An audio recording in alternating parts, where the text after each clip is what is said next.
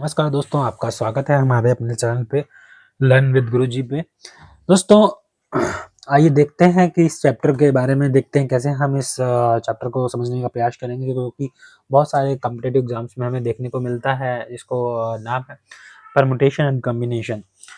तो इस कॉम्बिनेशन का ज़्यादातर जो डील करता है वो counting the ways of arranging और सेलेक्टिंग द ऑब्जेक्ट्स। कोई भी जो ऑब्जेक्ट्स है उसको कैसे हैं कि कितने नंबर ऑफ वेज में उसको अरेंज कर सकते हैं या कैसे उसको सेलेक्ट कर सकते हैं।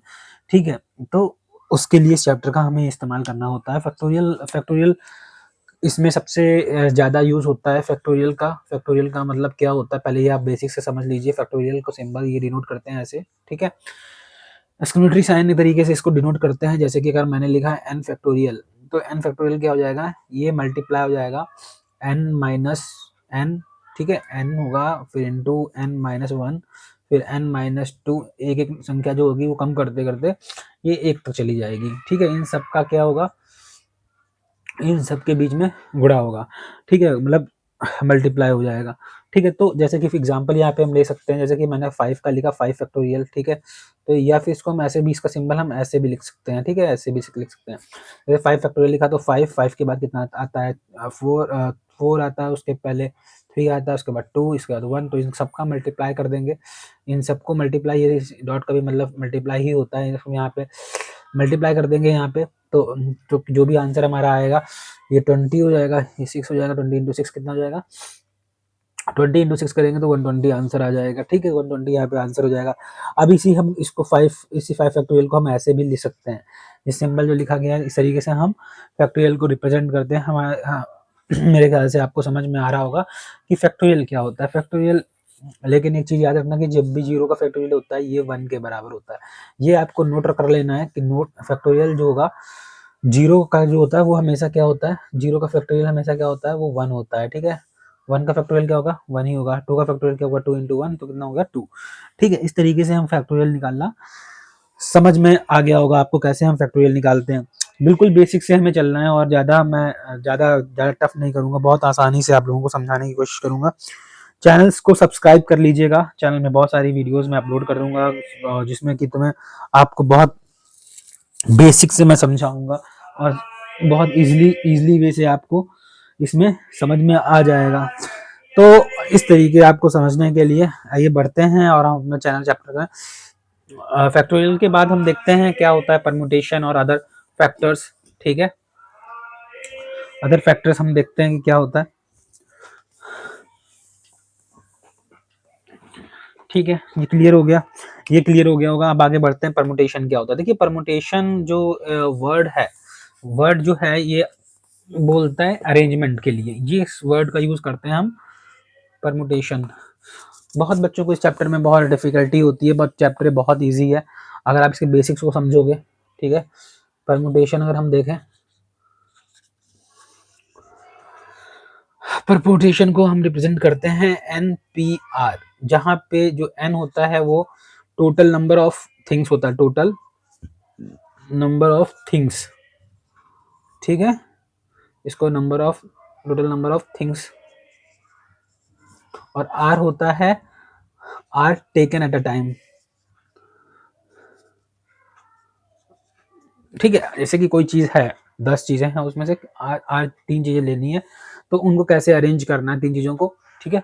तो वो होता है आर, ठीक है, आर टेकन एट टाइम, ठीक है। अब जैसे जैसे कि हम एग्जांपल यहाँ पे ले सकते हैं कि, या कि यहाँ पे देखिए, जैसे कि परमुटेशन का एग्जांपल ले सकते हैं कि यहाँ पे ना 3 मैन है, ठीक है, 3 मैन है, ठीक है। और यहाँ पे 5 चेयर पड़ी हुई हैं, 5, 1 2 3 4 5। अब देखो ये जो पर्सन है यहाँ पे भी बैठ सकता है, यहाँ भी बैठ सकता है, इसके पास पॉसिबिलिटीज कितनी हो गई, इसके पास 1 2 3 4 5, कहीं भी सारी कुर्सियां खाली हैं। लेकिन अगर ये कोई भी कुर्सी ऑक्यूपाई कर लेती, मान लीजिए 2 नंबर वाली ऑक्यूपाई कर ली इसने, इससे वाली नंबर वाली ऑक्यूपाई कर ली, तो पहले वाले के पास कितना चांस था, 2 5। फिर इसको मैंने कैंसिल कर दिया, इसको तो मिल गई ना दूसरी वाली कुर्सी, अब ये वाली कुर्सी भी चली गई, ये भी चला गया, ये भी कुर्सी भी मिल गई। अब बचे 2 लोग, तो दो के पास दूसरे के पास कौन सा कितने ऑप्शन होंगे, 4 होंगे, तो कितने हो जाएंगे 4।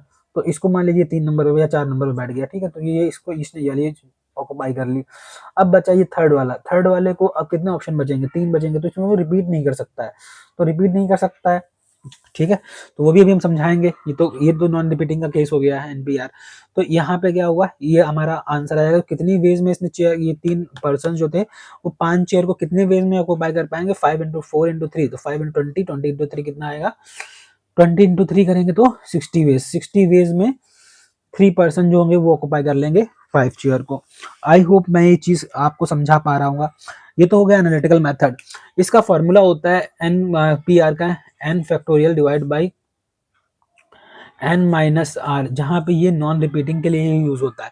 फॉर एग्जाम्पल यहाँ पे कितनी चीजें थी, 5, एन क्या, एन की वैल्यू कितनी हो गई 5, ठीक है। आर की वैल्यू कितनी हो गई, पर्सन कितने थे जो ऑक्युपाई करना चाह रहे थे, वो 3 थे। तो अब इस फॉर्मूले में हम रख देंगे तो कितना आ जाएगा, 5 factorial divide by 5 minus 3 factorial, ठीक है। ये तो है, ऐसे तो लिखेंगे ना, 5p3 इक्वल टू, है ना, ऐसे लिखेंगे।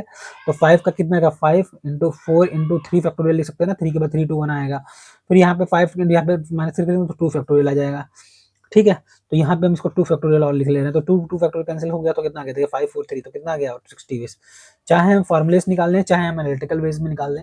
जब हमें डाटा ज़्यादा दिया होगा तो हम फॉर्मुले से निकालेंगे, जहाँ पे डेटा बहुत कम दिया गया वहाँ हम डायरेक्ट ऐसे भी निकाल सकते हैं। तो बहुत आसानी से हमने कैसे, हम आई होप मैं समझा पा रहा हूँ आपको कि ये कैसे परमुटेशन का हम लोग कैसे यूज करते हैं।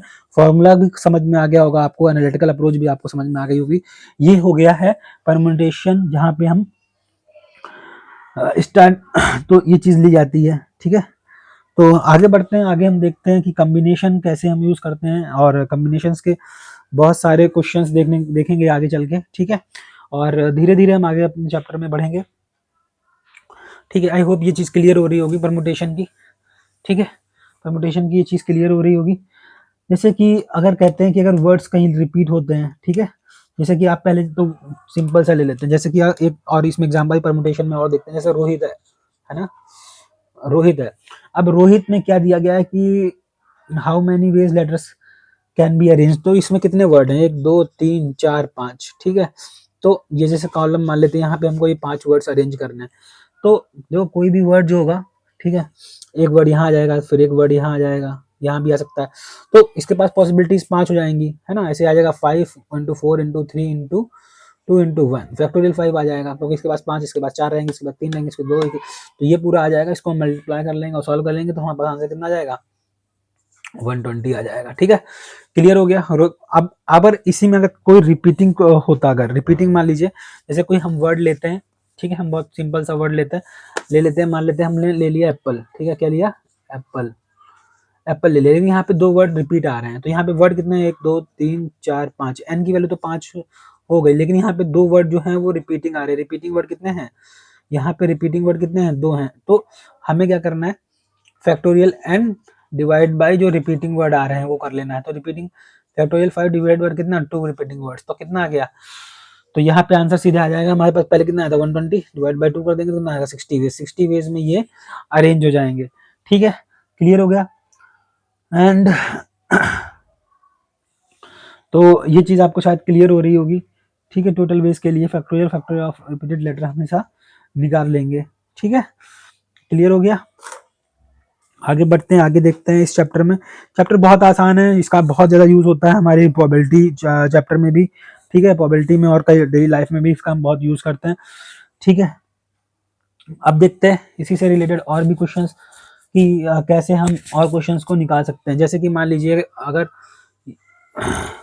दूसरा क्वेश्चन लेते हैं, दूसरा क्वेश्चन लेते हैं इक्वेशन,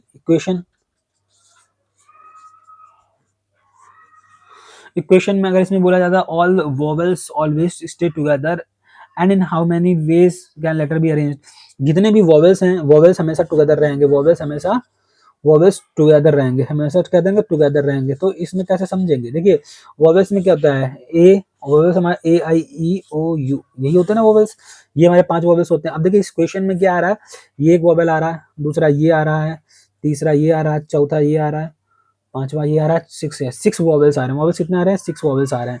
अब 6 वॉवेल्स को हमें क्या करना है, बाकी कितने बचे इसमें ना, ये नहीं है, क्यों नहीं होता है, ठीक है। तो ए आई ओ कितना हो गया, 1 2 3 4 5, तो 5 वोवेल्स हो गए, ठीक है, 5 वोवेल्स हो गए। तो 5 वोवेल्स अगर हो गए तो इनको हमें क्या है, 1 यूनिट मान लेना, 1 यूनिट मान लेना, जितना भी मुझे जिसको भी टुगेदर करना है उसको क्या करना है ना, 1 यूनिट मान लेना। तो बाकी कितने बचे देखिए, इसमें 1 ये बचा कॉन्सोनेंट, 2 बचा 3, तो 3 कॉन्सोनेंट है। तो टोटल यूनिट कितनी हो गई, टोटल यूनिट कितनी हो गई, टोटल यूनिट कितनी हो गई, कॉन्सोनेंट और 1 यूनिट किसको मानेंगे, इसको। तो consonant plus vowels together, together जो भी होगा, टुगेदर कितने का हमें 1 माना है, तो कॉन्सोनेंट कितने आ गए, 3, 3 प्लस 1 कर देंगे तो टोटल कितना आ गया, चाहिए एन की वैल्यू निकल के आ गई, एन कितनी हो गई, 4। अब देखिए, अब हम इसमें भी अगर जो रिपीटिंग वर्ड्स होंगे उनको हटाना पड़ेगा, ठीक है, और इनको हम वोवेल्स को भी एक दूसरे में हम अरेंज कर सकते हैं, है ना, इनको भी हम अरेंज कर सकते हैं। तो हमारे पास टोटल वेज कितना आ जाएगा, टुगेदर वाले 4 फैक्टोरियल 4, ये इन 4 यूनिट जो 4 होंगे वो आपस में करेंगे, लेकिन एक जो ये होगा यूनिट जो साथ में है, इसमें भी तो अरेंजमेंट हो रहा होगा, इसमें भी अरेंजमेंट हो रहा, तो इसमें कितनी यूनिट है, 5, 5 इंटू 5 का भी फैक्टोरियल हो जाएगा। तो यहाँ पे कितना आ जाएगा, इन दोनों का अगर हम निकालेंगे तो इसका 24 आ जाएगा, इसका आ जाएगा 120, ठीक है, दोनों का आंसर निकालेंगे तो 2880 आंसर निकल के आ जाएगा। बहुत आसान तरीके से समझ में आ रहा होगा कि वोवेल्स टुगेदर अगर होता है तो उस केस में कैसे हम इसको अरेंज करेंगे, ठीक है, क्लियर हो गया। जब भी कोई चीज टुगेदर बोला जाता है तो उसको हम क्या करते हैं, एक यूनिट कंसीडर कर लेते हैं, जैसे कि यहाँ पे किया, रेस्ट थिंग को वैसे एज इट इज काउंट करेंगे, ठीक है, और फिर जो जितना भी जो एक यूनिट की थी उसके अंदर भी हमें अरेंजमेंट कर लेना है, ठीक है, क्लियर हो गया। आइए आगे बढ़ते हैं, आइए आगे बढ़ते हैं और समझते हैं और भी कॉन्सेप्ट को, जहाँ पे हम लोग, और अगर ये टोटल अरेंजमेंट निकल आया, अगर बोल देता कि इसमें से कि और वोवेल्स नॉट टुगेदर, तो फैक्टोरियल सीधे जितने भी काउंटिंग दी इक्वेशन में कितने 5 वो थे, 3 वो थे, 8, 8 फैक्टोरियल माइनस 2880 कर देते तो वो नॉट टुगेदर वाला आ जाता, ठीक है। तो ये ध्यान रहेगा, ये ध्यान रहेगा कैसे निकालना है टुगेदर नॉन टुगेदर।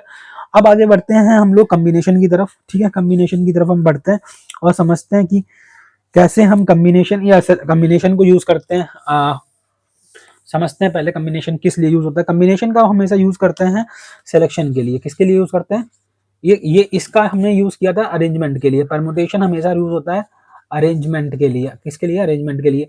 कम्बिनेशन हमेशा यूज होता है सिलेक्शन के लिए, कैसे, सिलेक्शन के लिए। अब कम्बिनेशन में देखिए,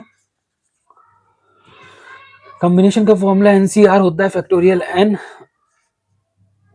are N minus R factorial. देखो ये तो एक तरीके से पी ही हो गया ना, तो P factorial divide by R factorial भी लिख सकते हैं, ठीक है। ये फॉर्मूला आपको ध्यान रखना है, ठीक है, आपको बहुत यूजफुल होने वाला है ये फॉर्मूला, ठीक है। और इसमें एक फॉर्मूला तो ये निकल के आ गया आपको, ठीक है, ये फैक्टोरियल का फॉर्मूला बहुत यूज होता है, ठीक है, ये बहुत ज्यादा यूज होता है, ठीक है। दूसरा फॉर्मूला है, दूसरा फॉर्मूला हम लिखने जा रहे हैं, एन सी आर जो होता है वो फॉर्मूला होता है N C N minus R. एक फॉर्मूला ये भी होता है जो कि हमें बहुत ज्यादा यूज करने को देखने को मिलता है, ठीक है। चलिए अब बढ़ते हैं अपने क्वेश्चंस में और देखते हैं कि कैसे हम इस कम्बिनेशन को, ये कम्बिनेशन हमेशा सिलेक्शन के लिए यूज होता है, कैसे के लिए, किसके लिए यूज होता है, सिलेक्शन के लिए, ठीक है। कैसे, अभी इस क्वेश्चन को समझते हैं। जैसे फॉर एग्जांपल आपको दिया गया है कि in how many veg a team of players of 3 players selected from 5 players. अब यहाँ पे 5 प्लेयर्स हैं, ठीक है, 5 प्लेयर्स हैं, ठीक है, 5 प्लेयर्स हैं। How many veg a team of 3 player, एक टीम बनानी है, ठीक है, उसको कितनी वेज में कि ये भी चला जाए या कोई ये चला जाए ये चला जाए, तो इसमें 3 की पेयर बनानी है ऐसे करके, है ना। तो यहाँ पे एक टीम 1 बन लो, टीम 2, ऐसे करके कितनी सारी टीमें बन जाएंगी, ठीक है। तो सिलेक्शन हो रहा है किसी चीज के लिए, ठीक है, एक चीज बनाने के लिए। तो इस तरीके के क्वेश्चन में हमें लगाना पड़ता है परमुटेशन। यहाँ पे n कितनी चीजें होंगी, कितनी चीजों में से हम कर रहे हैं, तो 5 यहाँ पे। मैंने टीम कितनी कितने पर्सन को इसमें से उठाना है, हमको 3 को उठाना है, 3 को बनानी है टीम। तो 5C3 करेंगे, कितना हो जाएगा, 5 factorial divide by 3 factorial divide by 5 minus 3 कर देंगे 2 फैक्टोरियल। इसको सॉल्व कर देंगे, इसको 5 गुणा 4, यहाँ पे 3 फैक्टोरियल 3 फैक्टोरियल कैंसिल हो जाएगा, तो 2 फैक्टोरियल आएगा, 2 इंटू 2 तो कितना आएगा, 10 वेज आ जाएगा। 10 वेज में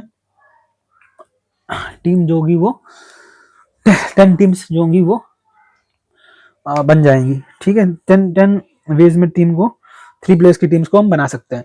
तो ये हो गया सिंपल सा क्वेश्चन समझ में आ रहा होगा कि जैसे कि 5 प्लेयर हैं, उसमें से 3 प्लेयर्स को उठाना है और टीम बनानी, तो ऐसी कितनी टीमें हम या ऐसे ऐसे हम कितनी टीमें बना सकते हैं। ठीक है, तो सिलेक्शन हो रहा है। ठीक है, अब यहाँ पे कम्बिनेशन का मुझे ये फॉर्मूला, ये चीज तो समझ में आ ही गई होगी, है ना। अब आगे बढ़ते हैं, देखते हैं कि आगे बढ़ते हैं। ये मैंने सिलेक्शन, ठीक है। अब जैसे कि कम्बिनेशन क्वेश्चन में कभी कभी क्या होता है कि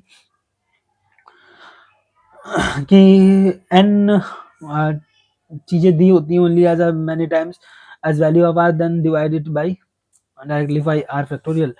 ठीक है, जैसे कि मान लीजिए आपको 10C8 निकालने को दिया गया है। ठीक है, अब 10C8 के इसमें इसको हम क्या लिख सकते हैं, 10C10-8 ये भी लिख सकते हैं, इस फॉर्मूले का यूज किया मैंने, तो 10C2 लिख सकते हैं। तो इससे क्या फायदा होगा, 10 इंटू सिर्फ 9 लिखेंगे, फैक्टोरियल जो होगा वो 9 माइनस 2 का फैक्टोरियल यहाँ पे आएगा, माइनस 10-2 1 फैक्टोरियल। ठीक है, तो ये 8 फैक्टोरियल तो कैंसिल ही हो गया, है ना, तो ये कैंसिल हो गया, तो इसमें से ये सिंपल से इससे 5 जो कर लेंगे, तो 5 का 45 आंसर हो जाएगा। तो ये चीज भी आप क्लियर हो गई होगी, है ना, ये चीज क्लियर हो गई होगी। अब मेन चीज क्या है, कमिटी या कोई इक्वेशंस अगर आपको बनानी है तो हमेशा हमें यूज करना पड़ता है इसको, कॉम्बिनेशन को। ठीक है, सिलेक्शन या बकेट में से बॉल निकालनी है ना, वो सब चीजें जो होंगी, कितनी चीजों में से कितना फॉर्म में सिलेक्शन चाहिए चूज करने के लिए, तो वहां पे हम क्या यूज करते हैं, कॉम्बिनेशन यूज करते हैं। अब देखते हैं एक और एग्जांपल। ठीक है, जैसे कि in how many ways are consisting of 3 man, ये कम्युनिटी हमें बनानी है जिसमें कि 3 मैन होने चाहिए और 2 वुमेन होने चाहिए, जहां की we can choose from 7 man and 5 women. ठीक है, 5 वुमेन हमारे पास हैं, इतने लोग हैं, इसमें से हमको 3 मैन और 2 वुमेन चाहिए। ठीक है, तो हम कैसे बनाएंगे, देखिए अगर हम चले पहले हम मैन की बात करते हैं। ठीक है, जैसे हमने बनाया था अभी वहां पे। ठीक है, तो मैन में क्या करेंगे, टोटल एन कितने, 7 चाहिए, कितने 3, तो 7C3 चाहिए, है ना। इसमें कितने 5, तो 5 कितने चाहिए, कितनी चाहिए वुमेन 2, तो इन दोनों के बीच में हम गुणा कर देंगे, मल्टीप्लाई कर देंगे, तो ये टीम बन जाएगी। ठीक है, जिसमें कि 2 मैन होंगे या 3 वुमेन होंगी, तो उतनी हमारे पास कमिटी बन जाएंगी जितनी हमें रिक्वायर्ड है। तो इसको हम सॉल्व करेंगे, तो 3 7 का करेंगे तो इसका 35 आएगा, इसका करेंगे तो 10 आएगा। ठीक है, और इन दोनों को मल्टीप्लाई कर लेंगे तो 350 आंसर दिख नहीं रहा है आपको। ठीक है, तो यहाँ पे कितना हो जाएगा, इन दोनों को सॉल्व करेंगे तो कितना आ जाएगा, 35 इंटू 10 जो कि हो जाएगा 350 के बराबर। तो आसानी से हम ये यहाँ पे निकाल लेंगे। ठीक है, तो ये हो गया कॉम्बिनेशन का भी कॉन्सेप्ट भी आपको समझ में आ गया होगा, होप सो। और आगे बढ़ते हैं इसी में। ठीक है, इसमें आगे बढ़ते हैं और देखते हैं, इसमें 2 फॉर्मूले हमें याद करना है कि number of arranging and different objects around a table. जैसे कोई टेबल है, ठीक है, टेबल है 1 2 ऐसे ऐसे करके। ठीक है, इसमें n थिंग्स दी गई होंगी, तो इसको अरेंजमेंट करना है, इनको अरेंजमेंट, तो इसका डायरेक्ट फॉर्मूला होता है n-1 फैक्टोरियल। ठीक है, number of ways arranging and different objects around the table. ठीक है, टेबल के अराउंड अगर करेंगे तो n-1 का फैक्टोरियल हो जाएगा। ठीक है, क्योंकि ये वाला जो होगा ना, ये काउंट नहीं होता, इसलिए n फैक्टोरियल माइनस कर लिया जाता है। ठीक है, उसके बाद आते हैं किसी नेकलेस या गार्लैंड।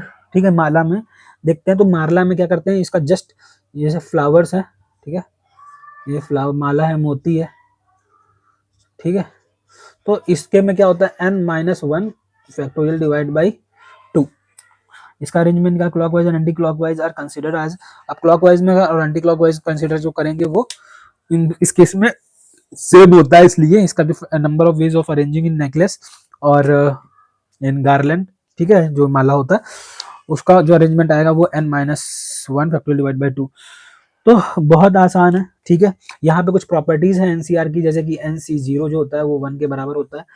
ठीक है, n इज इक्वल टू, ये भी 1 के बराबर होता है, और NC1 जो होता है ये n के बराबर होता है। ये प्रॉपर्टीज आपको याद रखनी है, जो कि कॉम्बिनेशन में आपको बहुत ज्यादा यूजफुल होंगी। ठीक है, NC0 1 के बराबर होता है, NCN 1 के बराबर होता है, NC1 जो होता है n के बराबर होता है।